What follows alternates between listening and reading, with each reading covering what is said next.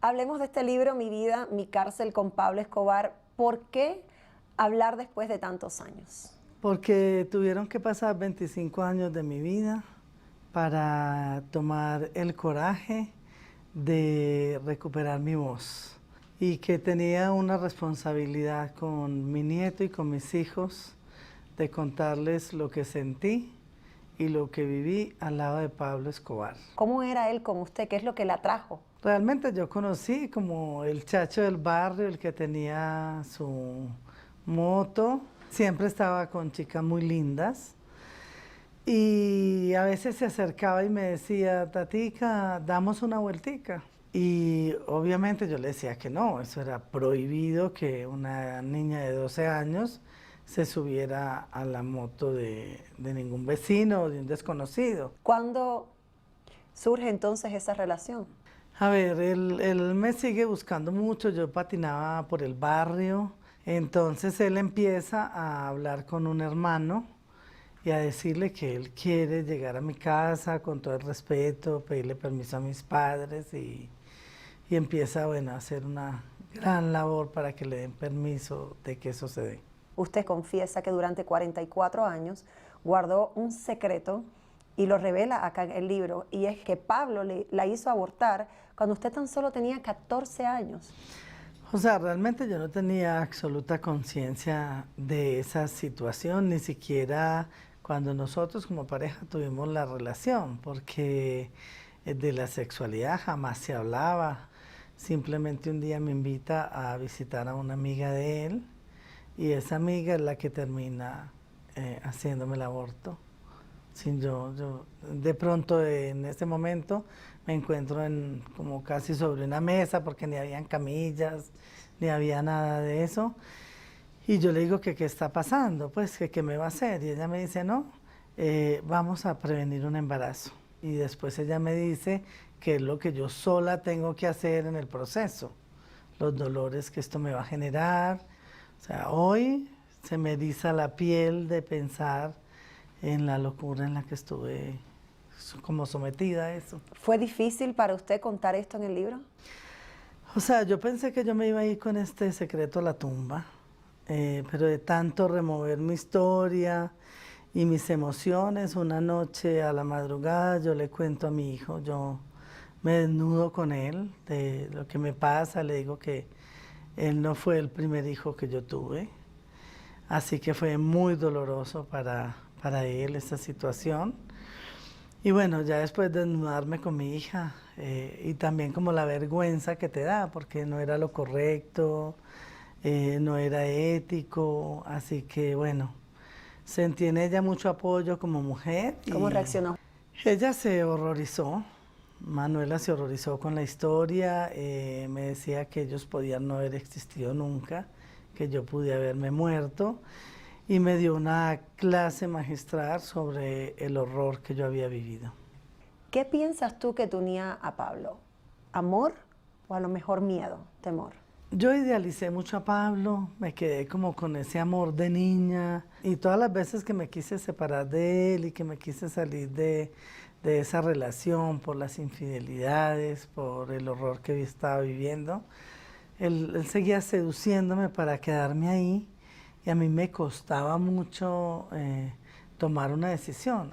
Entonces yo perdí mi dignidad, mi autoestima, mi autorrespeto y yo siento que me fui quedando ahí en el miedo de saber que no tenía ninguna posibilidad de moverme. ¿Cuándo es que usted se da cuenta o se entera de que su esposo, con el hombre que usted se casó, es un narcotraficante? O sea, casi después de él haber sido representante de la Cámara, Pablo fue un gran empresario y después de esa situación, cuando ya el ministro de Justicia empieza a hablar de los dineros calientes en Colombia, de un tema en el que nunca se habló, a partir de ese momento empezó tanto el país y yo como mujer a tener dudas de su situación. Pero él siempre me respondía que no me preocupara, que nada tenía que ver, que él era el empresario que era. ¿Usted le creía? Yo le creía, sí. ¿Sabía usted, María Isabel, en ese momento de todos los atentados terroristas que estaba ordenando su esposo? No, yo no sabía absolutamente nada, o sea, soy consciente que el primer atentado terrorista del que yo me di cuenta fue el que nosotros vivimos en el edificio Mónaco y que fue como el punto de partida para toda la situación y el horror que vivió Colombia en ese momento. Pero yo no tenía conocimiento absolutamente de nada. Yo me enteraba como todos los colombianos. ¿Por las noticias? Por las noticias, porque no tenía contacto con Pablo. A veces pasaban muchas semanas en que ni una carta llegaba por toda esta situación tan complicada. Usted ha tenido la oportunidad de expresarle a todas las miles de víctimas que murieron a causa de todos esos actos terroristas, que a lo mejor entre los fallecidos tenían un padre, tenían un hijo, tenían un amigo. ¿Qué les diría usted a todas esas personas? Perdón y mil veces perdón a todas las personas que sufrieron este horror y este horror y esta tristeza.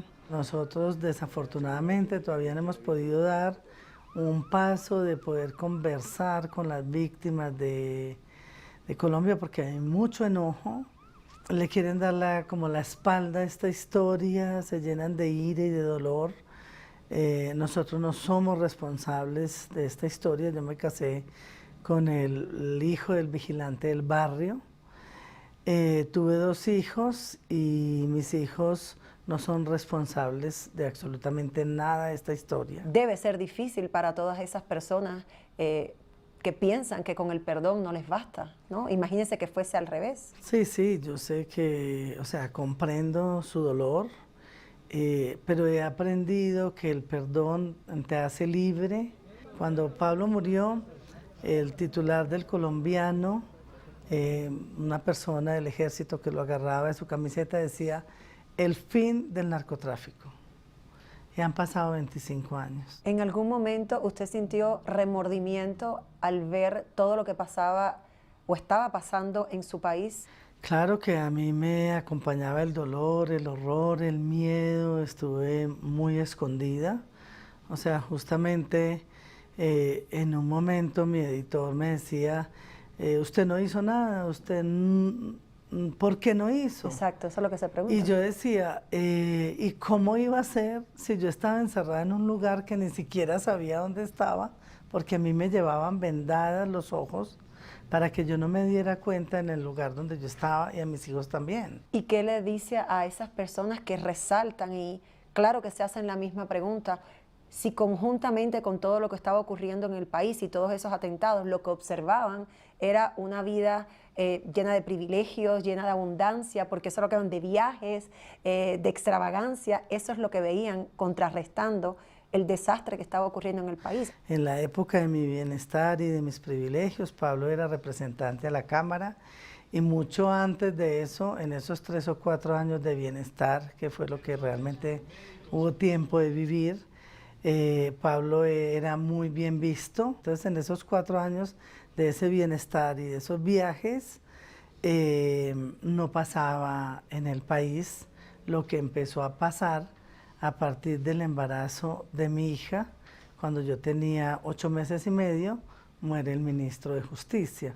A partir de ahí empiezan a pasar otros hechos muy distintos, porque la realidad, nosotros salimos de la bomba del edificio Mónaco a vivir en chozas durante años.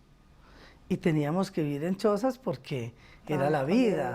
Entonces son 2 etapas distintas, o sea, no significa de que yo no siento dolor, no siento vergüenza y remordimiento por toda esta historia que pasó. Hubiera querido no haberla pasado nunca, hubiera querido no ser yo la que conoció a Pablo Escobar. ¿Se considera o te consideras víctima o cómplice de todo lo que ocurrió con su esposo? Yo no me considero víctima por respeto a todas las víctimas de Colombia. Lo que yo sé es que simplemente fui la mujer que se casó con él y que se dedicó a cuidar a sus hijos, que no tenía voz ni voto con él. ¿Usted trató de dejarlo una vez? En varias oportunidades, y le propuse separarnos, le dije que no quería estar más a su lado. Él estuvo muchos años con Virginia Vallejo, la presentadora de televisión. Estando yo en el embarazo de mi hija, en todos los diarios salió que se iban a casar. Para mí fue muy doloroso esa situación.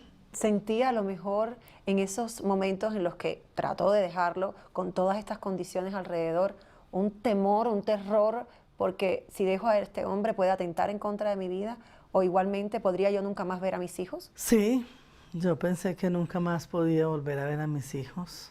Entonces yo me dediqué a correr en silencio con ellos para no perderlos. Esta pregunta se la hago con mucho respeto. Virginia Vallejo, y citamos palabras de ella, ha mencionado y ha dicho lo siguiente, que usted lo que tiene es que ahora tiene vergüenza del apellido de su esposo, pero que no tiene vergüenza de usar los millones que él dejó. ¿Cuál es su respuesta al respecto?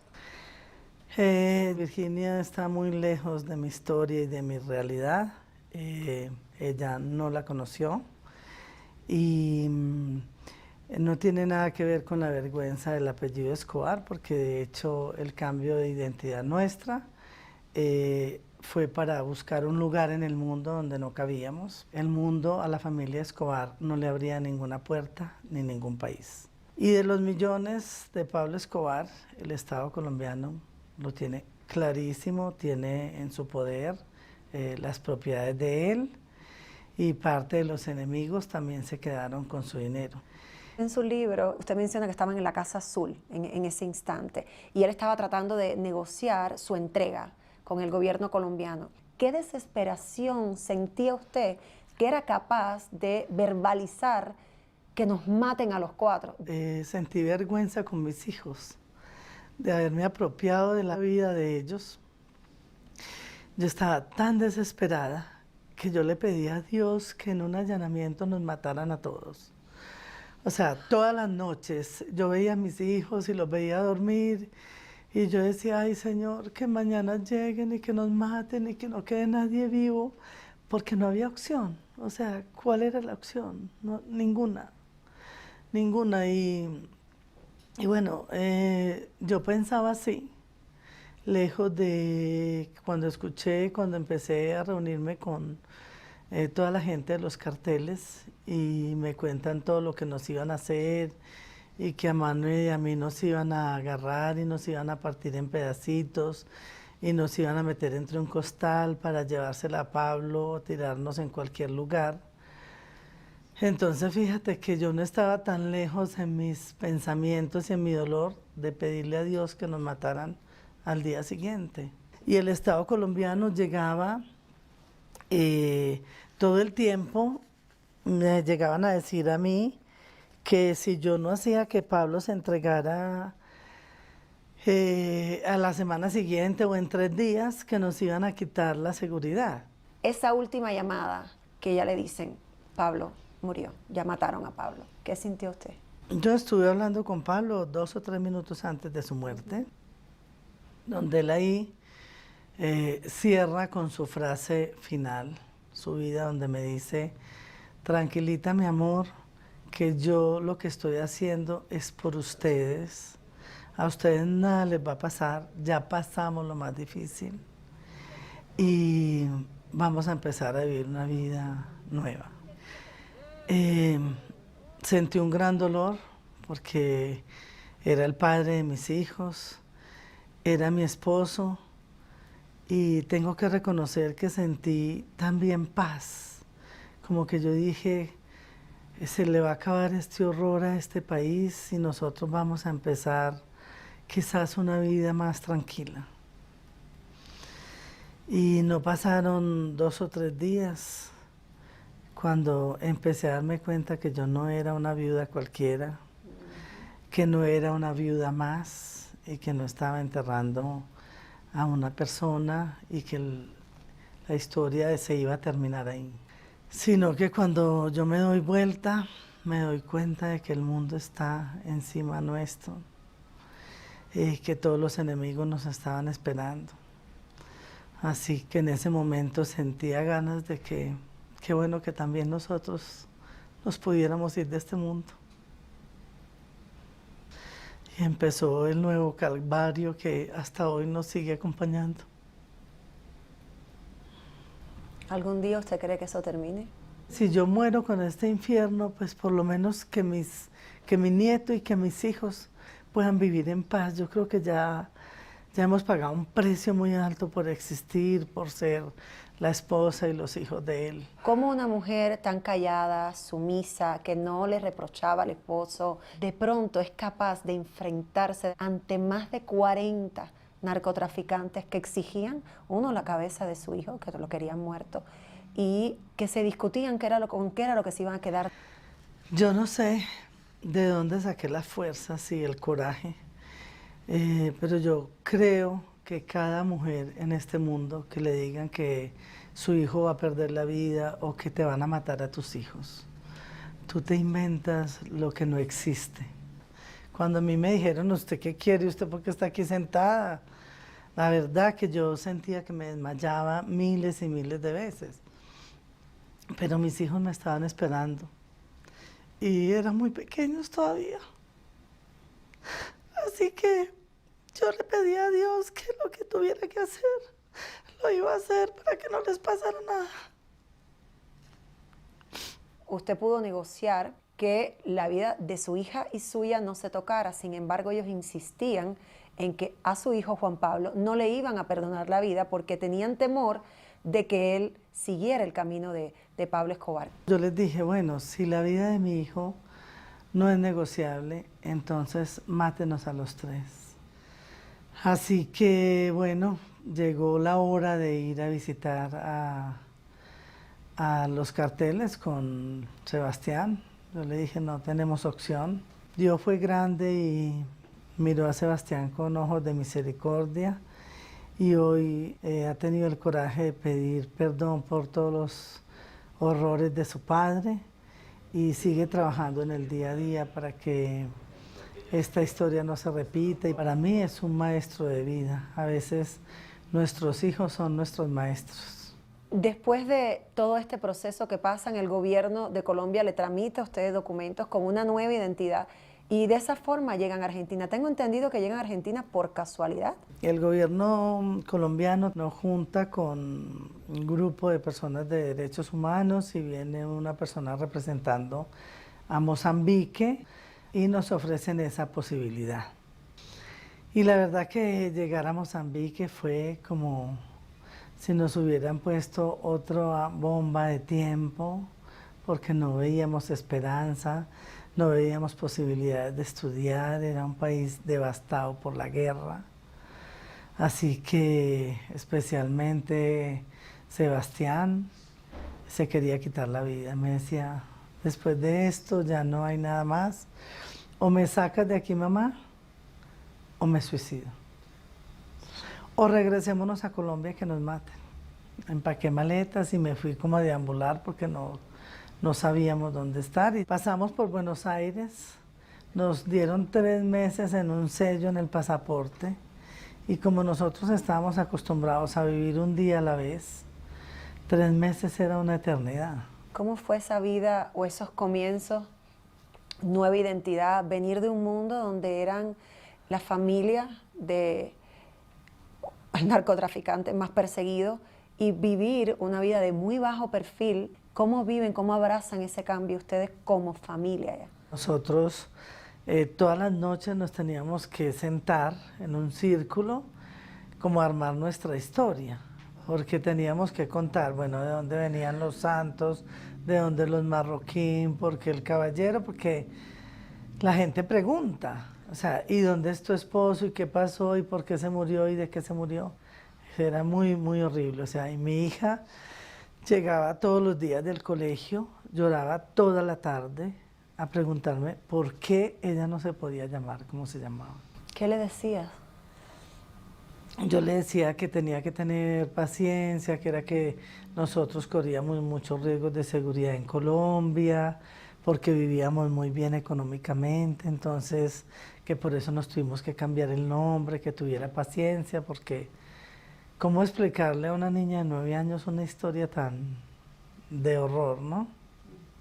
¿Cuándo se entera ella realmente quién era su papá? Ella se entera porque a mí me defrauda un contador en Buenos Aires y me quitaron un dinero y me amenazaban de que iban a revelar mi identidad. Este contador se fue a contarle a la gente que me conocía y a las mamás del colegio de Manuela quiénes éramos nosotros, que corrieran, que nos tuvieran mucho miedo, que nosotros generábamos muchos problemas. ¿Es por este hecho que entonces Manuela entiende o le llega la información de quién era su papá? Absolutamente. Si no se entera por usted, se entera por el escándalo. Se entera por el escándalo. Ella ya después me recrimina todo eso, me recrimina que por la persona que yo elegí estoy viviendo lo que estoy viviendo. Ella se enojó muchísimo conmigo y bueno, fue muy doloroso para mí esa etapa. Según su opinión o tu opinión, ¿qué fue lo que llevó a Pablo Escobar al desenfreno? Yo creo que Pablo Escobar se fue a la tumba sin darse cuenta de la locura en la que se metió. Terminó pensando solo, haciendo las cosas solo y en medio de tanto poder terminó solo. O sea, lo único que a Pablo Escobar le quedó en su vida al final fue su familia. El cuento que él se contaba de lo que era tener una familia, por eso la última llamada que hizo en su vida fue esa. Y se suicidó porque él tenía que elegir. Él se dio cuenta de que si él no se suicidaba, a nosotros nos mataban. Y por eso tomó la decisión. ¿Está comprobado que él se suicidó? Sí. Sebastián lo escribe en su libro Pablo Escobar, mi padre, hizo la investigación. Desde el día 1 lo supimos. ¿Qué sientes por él hoy? Siento mucha compasión y a veces cuando tengo la oportunidad de estar con mis hijos almorzando o con mi nieto compartiendo y abrazándolo, yo le hablo mucho a él y le digo, qué lástima que no pudiste mirar, que no nos pudiste mirar, mira a este nieto tan maravilloso que te perdiste en la vida. Y es así, se perdió la vida. Buscando no sé qué. Si tuvieras la oportunidad de llevar tu vida hacia atrás, de volver a empezar, ¿te volverías a casar con Pablo Escobar? Si Pablo Escobar siguiera siendo el líder barrial y la persona dedicada a los temas sociales desde un lugar sano y respetuoso por una sociedad, sí, yo conocí en Pablo Escobar un ser humano maravilloso, muy amoroso, pero si me tengo que volver a casar con el hombre que terminó siendo, no me casaría. Si lo tuvieras delante, ¿qué le dirías? Le diría que le pida perdón al mundo por todo el daño que le hizo, que mucho perdona a Colombia.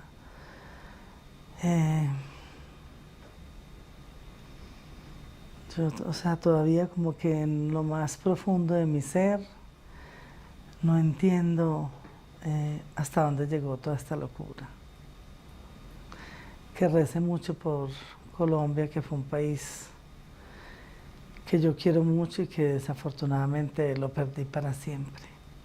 ¿Podemos decir que has perdonado a Pablo Escobar? Me costó mucho y yo pienso que a Pablo Escobar lo perdoné hace muy poco tiempo, porque me cuesta a mí, que fui su esposa y que tuve 2 hijos con él. No puedo exigir mucho con el dolor de los de afuera, pero voy a hacer todo lo que pueda y que esté a mi alcance para que este dolor se desvanezca y podamos construir una sociedad diferente para todos. Las esposas usualmente de los narcotraficantes, vimos el caso reciente de Emma Coronel y el Chapo, ella decía que ella no sabía de lo que su esposo se dedicaba y la mayoría de las personas no le creen. Las mujeres no tenemos acceso absolutamente de nada y ellos con su poder también te silencian. Tú no tienes derecho a opinar ni a preguntar. ¿Qué le quieres decir a tus hijos? Por ejemplo, a Juana Manuela. Le quiero decir que la quiero muchísimo, que le pido perdón por todo el dolor y todo el horror que vivió y que me siento orgullosa de la mujer que es. A Juan Pablo, que es mi maestro, que es mi compañero de vida, en el que me siento apoyada, comprendida, cuidada, y que lo reconozco por la huella que está dejando en el mundo. Y bueno, pedirle perdón a las personas que me cuestionan, que hice lo que pude desde mi niñez, desde mi juventud, desde mi ingenuidad, que soy una mujer con muchos valores y con mucha fortaleza y que hice lo que pude. Si no hice más con Pablo Escobar fue porque no pude, pero no porque no lo haya cuestionado y no le haya pedido de miles de maneras, pero nunca me escuchó. ¿Y a ti misma qué te dirías? A mí que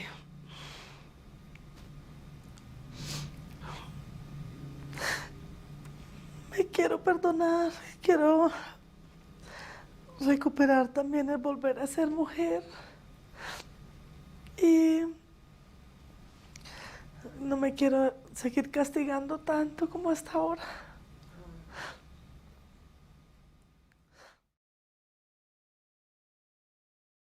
Órale, ya está, ya entendí. Órale, tengo cáncer. ¿Qué vamos a hacer? La misma actitud que tuvo tu padre Sí. fue la que tuviste tú contra el cáncer. Sí, dije, si mi papá pudo, yo puedo.